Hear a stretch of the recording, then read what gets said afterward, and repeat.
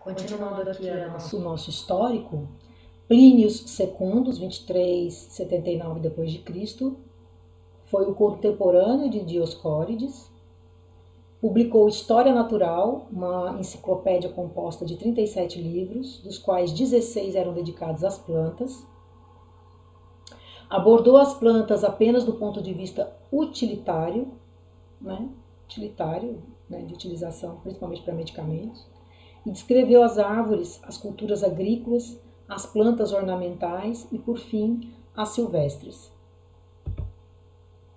No século XI, os árabes, pioneiros em estudos metodológicos sobre a morfologia das plantas, introduziram na Europa diferentes produtos originários do Oriente e difundiram o conhecimento de novas espécies vegetais, como, por exemplo, o algodão. No século XV, primeiros herbários, que são o quê? Plantas coletadas, conservadas, classificadas, ordenadas e comparadas umas com as outras, segundo certos critérios, surgiram. A gente vai falar bastante de herbário, porque herbário é o nosso local onde o botânico mais se sente bem, é dentro de um herbário. Tá? Nós vamos falar um pouco deles e como que eles também evoluíram para herbários virtuais hoje. Tá? No século XVI foram criados na Europa os primeiros jardins botânicos. Então, século XVI demorou para ter os jardins botânicos, né, gente? Neles eram cultivadas plantas exóticas, que são aquelas plantas que não são daquele local, não são nativas, coletadas nas viagens de exploração que naquela época se faziam à América e à Ásia. Então, esses naturalistas, eles não ficavam só estudando as plantas que existiam no local onde eles estavam. Eles saíam viajando e aí eles conheciam vários lugares, coletavam essas plantas e muitas vezes levavam essas plantas e plantavam nesses locais. A gente tem, plantas exóticas, a gente sabe que elas são problemáticas, elas podem ter uma série de, nos levar a ter uma série de problemas, a gente sabe disso, porque as plantas exóticas, geralmente, por elas não ocorrerem naquele local, elas não serem nativas daquele local, por isso são chamadas exóticas, elas, ou alienígenas, também é um outro nome que se dá, pouco utilizado, mas algumas pessoas usam esse nome, são trazidas de outro lugar, são introduzidas no local que não era o local delas, então elas geralmente elas não possuem nenhuma praga para elas, E as nativas estão ali lutando contra aquelas pragas que já ocorrem ali com elas. Então, quando chega uma exótica, geralmente ela é mais forte do que a nativa, E ela acaba, então, abundando. As nativas, as pragas atacam e as exóticas não são atacadas por aquelas pragas, Porque as pragas que atacam as exóticas ficaram lá no país delas, Não vieram junto. E muitas vezes elas vão competir com um recurso também com a nativa. Não só em relação a pragas, mas também competir por luz, por espaço, por minerais no solo, Se ela tiver uma capacidade maior do que a nativa, se ela tiver uma raiz mais poderosa, mais eficiente do que a nativa para absorção de nutrientes, ela acaba competindo com aquela espécie nativa e se sobrepondo sobre ela. E aí a nativa desaparece e fica a exótica, Então, por isso que se fazia isso, sempre se fez isso, Levar uma planta de um lugar para o outro. E depois de algum tempo, se estudando sobre essas questões, hoje é muito difícil você fazer isso sem passar por uma quarentena, de plantas. Precisa ter toda uma liberação. Então, conforme o tempo foi passando, a gente foi entendendo. Porque, por exemplo, um exemplo que eu sempre falo é daquela vassoura de bruxa que atacou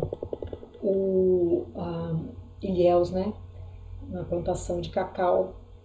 Ilhéus, vocês sabem que plantava, ele era exportador de cacau durante muito tempo, décadas, a gente mandava o nosso cacau daqui para produzir chocolate, tudo em outros países, Então era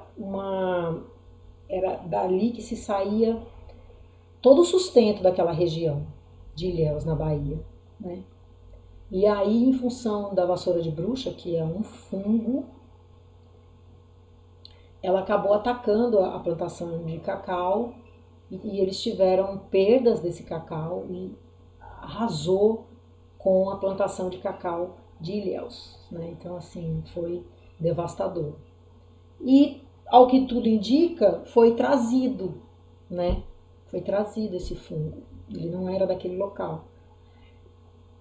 Provavelmente veio com uma outra planta que alguém trouxe, né? Outra planta também que se tornou um problema, por exemplo, aqui em Petrolina, né? Vou dar um exemplo aqui, a algaroba, né? Alguém viajou, achou bonito, trouxe a algaroba porque ela veio de um local provavelmente, né? Que tem as mesmas características climáticas de Petrolina, quente, né? Trouxe para estudar, né? Existem várias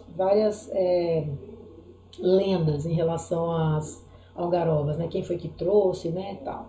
E aí elas chegaram aqui, foram plantadas na beirada do rio, elas acabam sombreando as nativas, e aí ela acabou tomando conta do local, né? E aí uma série de problemas foi criada em função dela, né? Exaustão do solo, enfim, várias coisas. Temos também o NIM, né?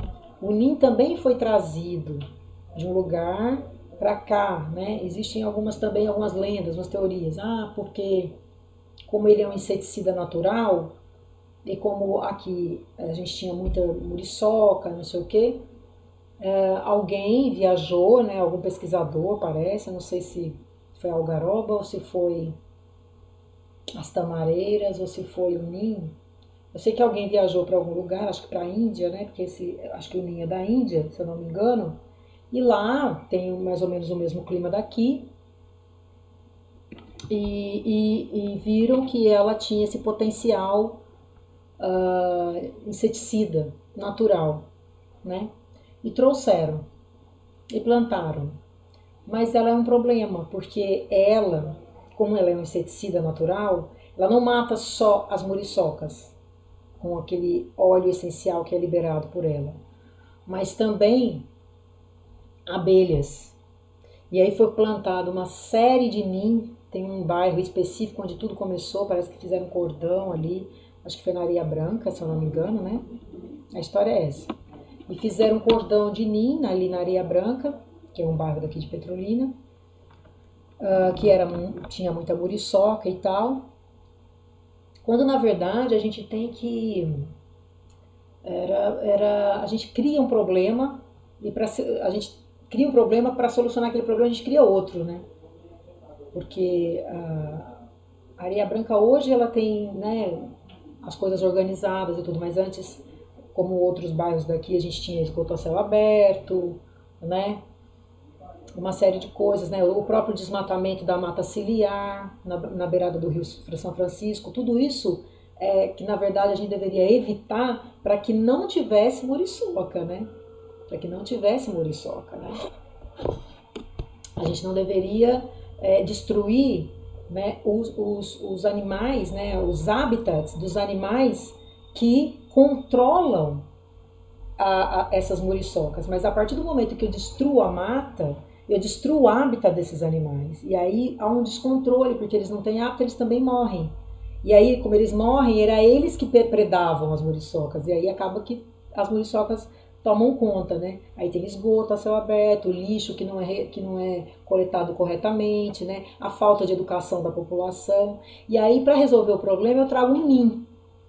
Aí eu trago o NIM, planto o NIM aqui, e ele mata num local de agricultura irrigada, né, que é um polo de desenvolvimento, né, de agricultura, de projetos de irrigação, uma rede Juazeiro Petrolina, Juazeiro Bahia Petrolina Pernambuco, né? Nós estamos aí nessa divisa, né? Um polo extremamente importante no Brasil e no mundo, porque a gente exporta, né, frutas, daqui para a Europa e para os Estados Unidos, é a base da economia daqui. E aí a gente acaba destruindo, né, os animais que podem fazer as polinizações, né? Porque a gente precisa de polinização, né? Para ter manga, para ter essas frutas que são exportadas, a gente precisa de polinização. Quem são os polinizadores? Existem vários, mas um dos mais importantes são as abelhas. E a gente viu aqui, né, as abelhas morrendo. Não se sabia exatamente por que as abelhas estavam morrendo. E aí foram averiguar e descobriram que o ninho acabava matando essas abelhas também. Mas não só isso, né? Existem também outras teorias aí, alguns estudos, né? Relacionado também à utilização de agrotóxico, porque aqui é uma área de agricultura, né? Então o uso de agrotóxicos é liberado, né? No Brasil, a gente tem uma lista de agrotóxicos que são liberados e outros que foram liberados agora, recentemente, nesse governo agora, né? Então, essa lista, ao invés de diminuir, ela aumentou, né? Então, essas abelhas começaram a aparecer mortas, e aí foram ver que tinha uma relação com o ninho, né? E aí o que fazer se a gente tem um ninho na cidade toda? E além disso, né, a maneira como, assim, eu trago uma planta exótica, ela tem uma raiz que onde tem água ela vai buscar essa água, então a pessoa planta na frente da casa dela, o ninho destrói a calçada, né, a raiz dele destrói toda a calçada, destrói a garagem às vezes da casa da pessoa, entra lá, acaba indo atrás de um vaso sanitário por conta da água, né? Além disso, a forma de se podar o ninho, né, ele acaba que ele não serve para nada, né? Porque ele acaba sendo podado de forma errada, não produz a sombra que deveria, né? Porque aqui existe um problema, uma problemática com relação à poda de árvores, né? Que precisa ser realmente certificada, né? Precisa haver cursos, né? de técnicas corretas de poda de árvores, porque as pessoas que podam as árvores não têm esse curso, não têm essa instrução, né? Não é por culpa deles, mas já porque não é dada essa oportunidade, deveria ser dada e certificada, né? E eles aprenderem a podar, porque pelo menos a gente teria sombra no local onde você tem uma incidência luminosa semelhante à Somália, né? Então a gente tem uma incidência de luz muito alta aqui, sol o ano todo, pouca sombra, né? E pelo menos esse ninho serviria para isso, né? Pelo menos a gente tentaria usá-lo para alguma finalidade, né? Mas nem para isso, porque a poda é feita de forma totalmente errada, né? Então, essa cultura de se viajar e trazer plantas exóticas veio desde esse século XVI, né? Então, esses pesquisadores naturalistas da época viajavam, viam uma planta bonita e depois traziam, e elas causavam muitos problemas. A gente tem outras também que foram introduzidas no Brasil, plantas aquáticas, por exemplo, que é a minha área de atuação. A gente tem algumas espécies de plantas aquáticas que foram introduzidas e que viraram pragas, chamadas de aquatic weeds, no termo inglês, né, que são plantas daninhas. Elas chegam aqui, não tem inimigo natural, não tem aquelas pragas naturais para elas, e elas acabam tomando conta do local onde elas estão, abundam com grande facilidade, porque não tem predador, e acabam tomando conta, elimina as nativas e causam enormes prejuízos no Brasil, né? A gente tem algumas espécies de plantas aquáticas que já causaram e continuam causando problemas em hidroelétricas, por exemplo, né? Porque elas entopem essas turbinas das hidrelétricas. As hidrelétricas, apesar de ter uma estrutura física para proibir que elas passem por um gradeamento e atinjam as turbinas, mas muitas vezes elas conseguem quebrar, a quantidade delas é tão grande, né? A gente chama de bancos de plantas aquáticas, eles formam bancos, essas plantas empurram essas grades e acabam entrando nas turbinas, e aí impossibilita a turbina de continuar girando e precisa desligar tudo, retirar aquelas plantas. E uma vez que ela forma um banco de sementes naquele lago, né, naquele corpo d'água, ela, para você eliminar, é uma remediação caríssima, né? Eu não sei nem se no Brasil alguém já tentou fazer esse tipo de trabalho, porque você tem que revolver, né, o fundo daquele corpo d'água para retirar as sementes que elas produzem que vão ficando lá no fundo, né?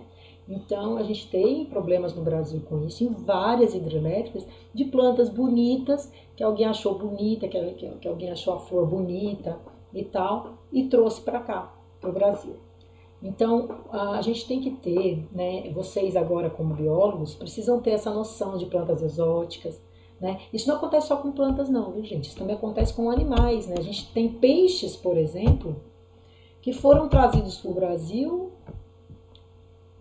e tomaram uma proporção imensa, né? São peixes carnívoros, agressivos, né? Que acabam matando os nativos até, né? E depois você forma, só existe aquele peixe naquele local, ele não deixa que nenhum outro peixe ocupe aquele local, né? Então aí você acaba tendo só aquele peixe, então a sua diversidade ela diminui muito. Esse é um grande problema de espécies exóticas, seja plantas ou animais. As espécies exóticas, espécies introduzidas, existem inúmeros problemas que elas podem ocasionar, né? E principalmente a perda de biodiversidade. Elas acabam tomando conta do local e a diversidade diminui. E quando a diversidade diminui, você elimina hábitats de aves, no caso de plantas, né? De aves que só, por exemplo, aves que só nidificam em uma espécie de árvore, por exemplo. E aí você destrói o hábitat dela, né? E aí ela não tem mais aonde nidificar. E aí ela acaba entrando em extinção. Então, vejam que é um ciclo, né? Eu altero alguma coisa e outra coisa é alterada. Então, quando as coisas ambientais ocorrem, quando problemas ambientais ocorrem, quando doenças aparecem e tomam proporções muito grandes, a gente não pode olhar só o sintoma. A gente tem que olhar o histórico para ver como a gente chegou ali, né? Quando a gente fica doente, a gente vai no médico. Aí você chega lá e fala assim, tô com dor de cabeça, tô com isso ou aquilo. Não, você pode ter dor de cabeça por um problema de alimentação, você pode ter dor de cabeça por estresse, você pode ter dor de cabeça por alguma medicação que você toma e tá fazendo mal. Você pode ter enxaqueca, né, dor de cabeça porque você não digere muito bem o leite, sua alimentação é baseada em leite, porque você está dormindo mal, e você pode estar dando dor de cabeça por conta de um AVC, né? De uma isquemia, de uma coisa grave. Então, e o médico passa um remédio e manda você para casa, não é assim? E você vai feliz, né? Porque você está tomando um remédio, na nossa cabeça, psicologicamente, a gente diz assim, eu fui no médico, eu fiz tudo que tinha que fazer, eu fui no médico, eu não estou tomando remédio por minha conta, ele me passou esse medicamento, eu vou tomar e acabou o meu problema. Não é bem assim, né? Porque se isso é uma coisa recorrente, se a sua dor de cabeça ela está aumentando sempre, você tem que ir atrás de saber, investigar o seu corpo inteiro para saber se você não está com algum problema que às vezes não tem nada a ver com a cabeça em si. É um reflexo, é um sintoma. E em meio ambiente é exatamente assim. Porque a Terra, ela é um ecossistema, a Terra é um organismo, né? Existe uma teoria que chama que a Terra é um organismo vivo, né? Teoria de Gaia.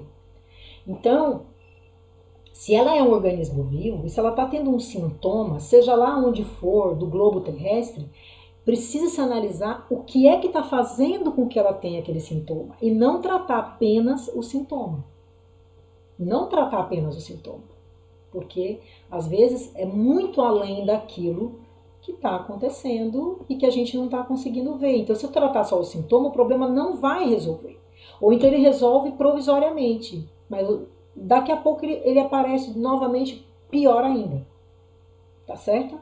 A gente vai falar um pouco sobre tudo isso nessa disciplina. Porque como a gente vai falar de evolução, é importante que a gente tenha um raciocínio para a evolução, né? Então, a gente vai fazendo ligações, a gente vai fazendo... professora, mas não é uma disciplina de botânica? Né? Mas o mundo, a Terra, ela não é só botânica, ela não é divididinha assim, aqui é a botânica, aqui é... Né? Não, a gente tem a Terra, tem o vegetal, tem o animal, tem o microbiológico e tem a interação entre tudo isso. Né? Então é importante que a gente tenha essa visão do todo para que a gente possa ter um raciocínio biológico, né? Bom, então continuando, nós vimos que no século XVI começou esse negócio de trazer as plantas exóticas e introduzir. No século XVII foi quando a gente teve o microscópio, com Robert Hooke, né, que descobriu, esse britânico, que descobriu o microscópio, e aí a partir daí ele começou a fazer análise, a princípio ele analisou amostras de cortiça, né, e depois Marcello Malpighi, que era um italiano, foi estudando a anatomia vegetal. E aí as coisas começaram a mudar na taxonomia, gente. Por quê? Antigamente, eu não falei para vocês que a gente colocava tudo dentro das gavetinhas de acordo com a organografia. O que é organografia? É as características externas do vegetal.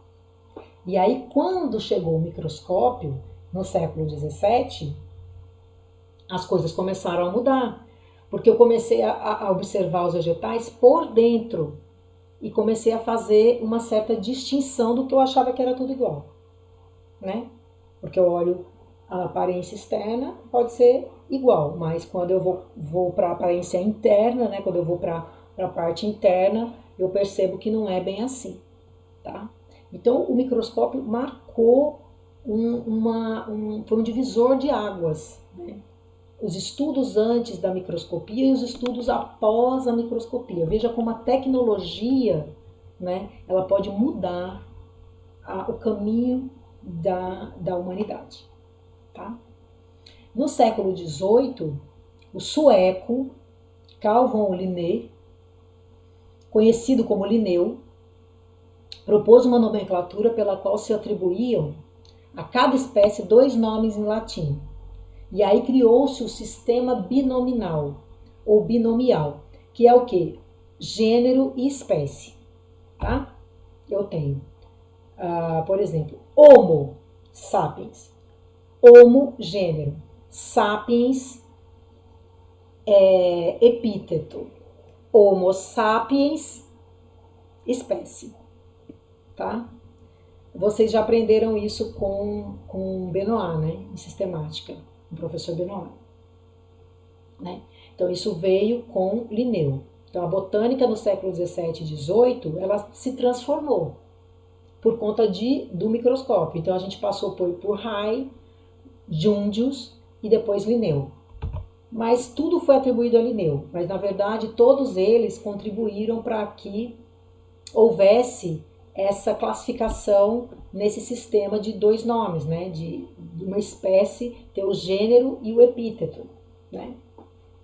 Então, Carl Linné nasceu em 1707 na Suécia, entrou no curso de medicina em 1727, como eu falei para vocês, a maioria deles eram médicos e botânicos, né? Existe essa relação. Organizou expedições botânicas entre 1731 e 1735.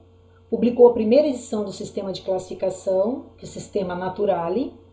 Em 1741 ganhou uma bolsa de estudo e foi para Uppsala, restaurando o Jardim Botânico, né?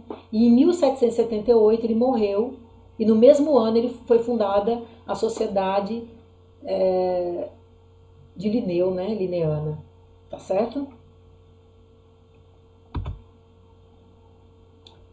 Qual foi a importância de Linneu para a botânica? Muito importante, né? Porque foi ele que criou um catálogo de plantas com um sistema de 2 nomes, né? Em latim, o primeiro representando o gênero, o segundo espécie, sempre em latim, tá? E todas aquelas regras que vocês conhecem, que é quando eu vou escrever o nome de uma espécie, o gênero com letra maiúscula, o epíteto com letra minúscula, certo? Tudo isso. Quando eu não sei a espécie, eu coloco SP, ponto, e todas aquelas regras que vocês já conhecem, de taxonômicas, né? No século XIX, surgiram dois grandes pesquisadores, né, que também foi um divisor de águas dentro da biologia, né, que foi Lamarck, certo? Que postulou a transformação dos organismos ao longo do tempo e a transmissão por herança dos caracteres adquiridos, e Charles Darwin e Alfred Russel Wallace com a teoria da evolução e a seleção natural. Aquela velha teoria que diz que os mais fortes, né, os mais adaptados, os mais fortes são os que vão perpetuar a espécie, vão continuar, né? E aqueles que não se adaptarem às mudanças, eles serão eliminados. Tá? Até hoje a gente usa essa teoria de Darwin, e Darwin está presente dentro da biologia, né, muito. E Lamarck foi aquela teoria dele dos caracteres adquiridos, que os caracteres adquiridos eram passados de geração para geração, e que depois ele foi muito criticado, né? E recentemente descobriu-se que ele não estava tão errado assim na sua teoria, né? Tá certo? A gente vai falar disso.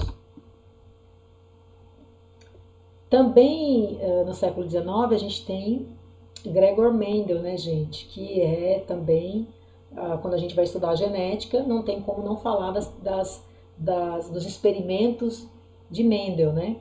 Então, Fundamentos da Genética, ciência que trata da transmissão dos caracteres biológicos entre gerações. Século XX, descobriu-se novas espécies e estabeleceram-se critérios de classificação mais rigorosos e preciosos, baseados na análise das proteínas e em estudos embriológicos e genéticos. Então, foi um século também de grandes descobertas. E aí vamos para os ramos da botânica. Quais são os ramos da botânica? A botânica divide-se em três grandes ramos: a botânica sistemática, a morfologia vegetal e a fisiologia vegetal. Tá? A botânica sistemática é você sistematizar, é você classificar, né? Onde é que eu vou colocar, onde elas estão, né? E isso quem me dá esse embasamento para eu poder classificar dentro das gavetinhas, saber o nome delas, classificação, é a taxonomia, né? A morfologia vegetal é a forma do vegetal por fora, né? E por dentro, que é a anatomia. Morfologia, a parte externa, anatomia, a parte interna, é a organografia e a anatomia. E a fisiologia vegetal, que é como que ela funciona, né? A funcionalidade dessas plantas, né? Dessas espécies, tá certo? Então, e aí esses três grandes ramos da botânica, eles são subdivididos em um grande número de disciplinas especializadas, que vão tratar de coisas específicas, porque é tanta coisa, né? A diversidade é imensa, então a gente também teve que subdividir. Então nós temos a fitopatologia, que são as doenças que atacam plantas, pessoal da área de agronomia que trabalha muito com isso, né? A paleobotânica, que é você estudar as plantas que existiam antigamente, se elas ainda existem, como as pteridófitas, por exemplo, né? É um fóssil vivo, né? Que existe desde a época dos dinossauros e está aí até hoje, lindas e maravilhosas. Então, quem estuda isso, quem me dá essas informações é a paleobotânica. A fitogeografia é extremamente importante, que vai me dizer onde cada espécie consegue habitar, né? E me dá as relações delas, né? Os biomas que se formam no globo terrestre de maneira geral. Isso quem me dá é a fitogeografia. A fitossociologia, que é exatamente isso que a gente estava falando, né? O uso das plantas medicinais, né? Que é a sociologia vegetal. Então, como é que a sociedade trabalha com essas plantas, como é que ela utiliza essas plantas na sua alimentação, na medicina e etc. A ecologia vegetal, que é então a interação, né? Sempre que eu falar em ecologia, a interação do organismo no meio em que ele está. E a botânica aplicada, né? Eu vou usar, por exemplo, fitorremediação, que é com que eu trabalho, né? A gente usa algumas plantas aquáticas para que elas filtrem a água, né? E aí elas filtram, né? As raízes delas são capazes de filtrar. A gente monta um sistema onde a gente utiliza essas plantas. Elas filtram a água, diminui a poluição para que eu possa então jogar num corpo d'água sem grandes danos, já que essa água deveria ser tratada e não é. Tá certo? Então, fitorremediação serve para isso, retirada de metais pesados. Aí você tem uma botânica aplicada, né? A botânica aplicada também envolve a botânica econômica, que é você utilizar plantas ornamentais, né? Você paisagismo, que biólogo trabalha muito com paisagismo, né? Agrônomo também, né? Eu bolar um jardim bem bonito num determinado local. Para isso tem técnicas, você tem que estudar, tem cursos, né, de paisagismo, que é uma área bem interessante para biólogo. Botânica no Brasil. 1808, Dom João VI fundou o Jardim Botânico do Rio de Janeiro, que se tornou o centro da botânica brasileira no século XX. Então tudo começou lá. Tá? Nele trabalharam eminentes botânicos, como também no Museu Gueldi, em Belém, no Pará, que deram importantes contribuições para o progresso da botânica no Brasil. A importância de se manter viva, gente, se manter vivo esses museus, né? Muito importante, porque eles guardam informações históricas do Brasil, né? Que a gente não pode perder. Quando a gente vê um museu que pegou fogo, é muito triste, porque a gente perde história, e história é importante. Para a gente poder caminhar, a gente precisa entender o passado, né? Isso vale para tudo na nossa vida, né? A gente precisa entender o passado para que a gente possa evoluir. Então, a história é muito importante, muito importante. E para que a gente não cometa novos erros, né? Por que é importante a gente saber a história do Brasil, história do mundo, né? Para que a gente não cometa novos erros, apesar de que a gente às vezes comete, né?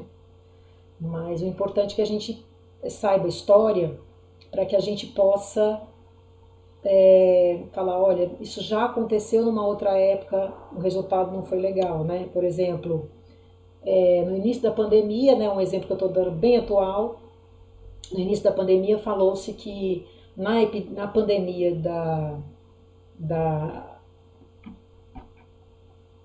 qual que foi mesmo? A gripe espanhola, né? As pessoas tiveram o mesmo comportamento que a gente está tendo hoje, né? E aí veio a segunda onda, que foi pior do que a primeira. As pessoas negavam a doença, as pessoas saíam na rua, as pessoas não queriam usar máscara, né? Então tudo isso, quando você vai ler a história da gripe espanhola, a gente vê que os comportamentos, eles continuam. Os cientistas foram jogados para baixo do chão, né? Ninguém acreditava no que os cientistas falavam. As pessoas negavam, né, até uma maneira de se defender, né? Acho que talvez as pessoas que negam a doença, porque tem tanto medo e pavor de pegar, que acaba negando, né, a doença, achando que dessa forma está resolvendo o problema, e não está, né? Então, a gente sabe que esses problemas ocorrem porque a gente estuda história, né? Então, a história é muito importante, muito importante. 1817 e 1820, Friedrich Philipp von Martius, eles escreveram 15 volumes sobre a flora brasiliensis. Veja, gente, como demorou para a gente escrever sobre a nossa flora brasiliensis, né? E aí é uma fotografia do Jardim Botânico do Rio de Janeiro, um dos lugares mais bonitos do Brasil. 1863 e 1866, Eugenius Worming, né, e Land fundaram um ramo novo da ciência fitológica e da ecologia vegetal. No século XIX, 2 botânicos nacionais se destacaram. Francisco Freire Alemão, que publicou sobre a flora cearense e a fluminense, né? E o outro foi João Barbosa Rodrigues, que descreveu sobre a Amazônia com uma admirável obra chamada Certum Palmarum Brasiliensium, em 1903. Já pensou você destacar, né, você desenhar você sobre a flora amazônica, né? Mais recentemente, Frederico Carlos Rene fundou o Instituto de Botânica de São Paulo, que tem até o nome dele, né? E no século XX, os estudos de anatomia e de ecologia tomaram um grande impulso no país. O mesmo não aconteceu com a fisiologia vegetal, que estava apenas começando a ensaiar os primeiros passos. Hoje, a gente tem muito mais trabalhos, muito mais estudos em fisiologia vegetal, o que é importantíssimo, né? Porque a fisiologia vegetal me dá as condições para eu aplicar a botânica. Então, eu tenho que saber, por exemplo, aqui na região do Vale do São Francisco, como é que eu aplico um agrotóxico, como é que eu acompanho uma cultura de manga, por exemplo, se eu não sei como é que é a fisiologia do vegetal. Então, a fisiologia é extremamente importante, eu saber em que época ela dá mais, existem aquelas várias variedades de manga, né? Então, tudo isso, quem me dá essas informações é a fisiologia vegetal. Hoje, a fisiologia vegetal ela caminhou muito, mas naquela época ela estava dando os primeiros passos. Mas isso mudou muito, né? Hoje, a fisiologia vegetal é uma área muito importante e muito evoluída já, né? Com relação a conhecimento. Nós temos vários jardins botânicos no mundo e no Brasil, tá? Eu vou falar dos que tem no Brasil e depois eu falo dos que tem no mundo, os mais importantes. Na Amazônia, eu tenho o Jardim Botânico Adolfo Duque, em Manaus, que é o maior jardim botânico do mundo, que chama-se Reserva Duque. É extremamente importante, né, manter esse jardim botânico, né, aberto à visitação, porque ali tem uma infinidade de plantas que ocorrem na Amazônia, né, naquele jardim botânico ali, tá certo? O Jardim Botânico de Salvador, Jardim Botânico de Brasília, Jardim Botânico de Belo Horizonte, e também tem um parque ambiental e Instituto Cultural que faz parte desse Jardim Botânico em Inhotim, na cidade de Minas Gerais. Na Paraíba a gente tem o Jardim Botânico de João Pessoa. No Paraná, o Jardim Botânico de Curitiba, que é muito famoso e muito bonito. No Rio de Janeiro a gente tem em Niterói, que fica na Serra da Tiririca. E também a gente tem o Jardim Botânico do Rio de Janeiro, que é o nome mais conhecido, né? O Jardim Botânico de Recife, Jardim Botânico de Caxias do Sul, Jardim Botânico de Porto Alegre. Em São Paulo, a gente tem o Jardim Botânico de São Paulo, Jardim Botânico de Diadema. E no mundo, a gente tem o Royal Botanic Garden em Kew, em Londres, Chelsea Physical Garden em Chelsea, em Londres também, Sheffield Botanical Garden em Sheffield, na Inglaterra, e Jardim Botânico da Universidade de Cambridge, em Cambridge, na Inglaterra. Tá? Então, são os mais importantes jardins botânicos que a gente tem no Brasil e no mundo. A gente também tem o Jardim Botânico da Universidade de Oxford, na Inglaterra, e o Royal Botanical Gardens em Edimburgo, na Escócia. Bom,